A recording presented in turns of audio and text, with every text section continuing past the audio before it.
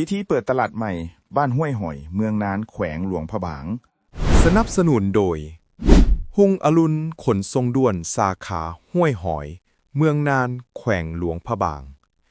และห้านสุริวันถ่ายรูปและพิมพ์บัตรเสริญ การสร้างภาพงามๆและความทรงจำดีๆ แมนเวียกของเฮาบ้านห้วยหอยเมืองนานแขวงหลวงพระบางได้มีการจัดพิธีเปิดตลาดสดห้วยหอยอย่างเป็นทางการในวันที่21 พฤศจิกายน ปี 2025 เพื่อเป็นศูนย์กลางการค้าขายและยกระดับชีวิตการเป็นอยู่ของประชาชนในท้องถิ่นพิธีเปิดตลาดสดห้วยหอยได้ถูกจัดขึ้นอย่างคึกคืนในเวลา 10 โมงเช้าของวันที่21 พฤศจิกายน ปี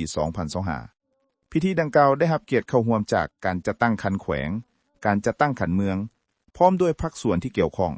และการจัดตั้งบ้านห้วยหอยซึ่งได้เข้าร่วมพิธีอย่างพร้อมเพรียงภายในงานได้มีการกล่าวความเป็นมาและจุดประสงค์ในการก่อสร้างตลาดแห่งนี้ขึ้น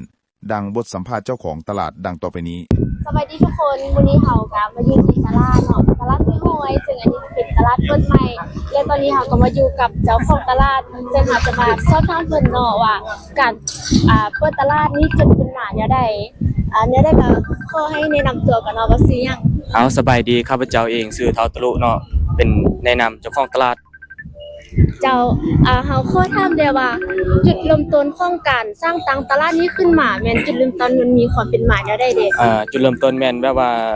ส่วนหลายในคนคงเขตนี้เนาะในการซื้อของซื้อหยังเนาะมันก็ลำบากเพราะว่าได้ไปในตัวเมือง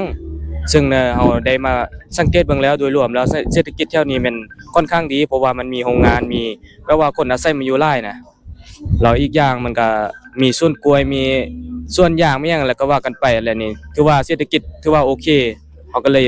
มีความคิดที่อยากสร้างตลาดอยากพัฒนาบ้านนี้ที่ว่าในเขตแถวนี้เนาะก็คือว่าในส่วนก็คือว่าตลาดอย่างนี้เป็นส่วนรวมเลยแม่นบ่แม่นแล้วตลาดอย่างนี้เนาะสร้างขึ้นมานี่มีประมาณจักห้องมีทั้งหมดนี่32ห้องเนาะแต่ว่ายังอีได้ปลูกเสริมเติมเพราะว่าเดี๋ยวนี้มันยังขาดแบบว่าพวกเครื่องกินสุกไม่ยังนะโอ้ถือว่า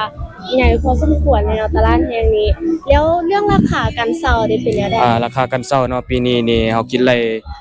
ประเมินอยู่ที่7ล้านเนาะแต่ว่าปีนี้นี่มันเป็นปีแรกเฮาได้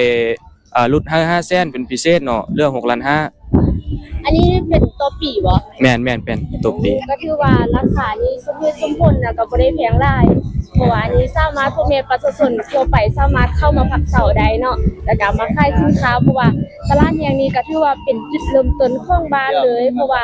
เศรษฐกิจอยู่ของบ้านหรือว่าของพวกเฮาก็ถือว่าเป็นศูนย์รวมของหลายๆบ้านที่มาตะหมกันอยู่นี่เนาะแม่นแล้วตลาดแห่งนี้นี่คิดว่าจะพัฒนาแนวใดต่อก็เบิ่งอิงตามการสมไสเบิ่งก่อนเนาะตามเศรษฐกิจเบิ่งก่อนเนาะเพราะว่าเฮาก็เบิ่งตามความเป็นจริงเพราะว่าคันว่าการนำใช้ที่แบบว่ามีคนสมไสหลายหรือว่ามันมีการพัฒนาหลายขึ้นกว่านี้เฮาก็มีการขยายให้กว้างกว่านี้ให้มันทั่วถึงกว่านี้แล้วสุดท้ายนี้เนาะอยากให้ท่านตะลุนี่ฝากถึงผู้ที่ว่าจะมาค้าขายแล้วก็บุคคลทั่วไปที่ว่าจะมาซื้อสินค้าเด้มีแต่ว่าแล้วก็ฝากไว้เด้อเพราะว่าใครได้ผ่านไปท่านมาก็มาใช้บริการได้และนี่ก็เป็นรถสัมภาษณ์ของเจ้าของตลาดเนาะท่านตะลุนั่นเองตลาดสดห้วยหอยซึ่งมีเป้าหมายเพื่อสร้างความสะดวกสบายในการซื้อขายกระตุ้นเศรษฐกิจในชุมชนและเป็นบ่อนจำหน่ายผลิตภัณฑ์ของประชาชนในท้องถิ่นที่สำคัญคือตลาดนี้จะเป็นบ่อนรองรับผลิตภัณฑ์กสิกรรมและหัตถกรรมจากประชาชนบ้านห้วยหอยและบ้านใกล้เคียงโดยกงและเป็นการเพิ่มมูลค่าให้แก่สินค้าท้องถิ่น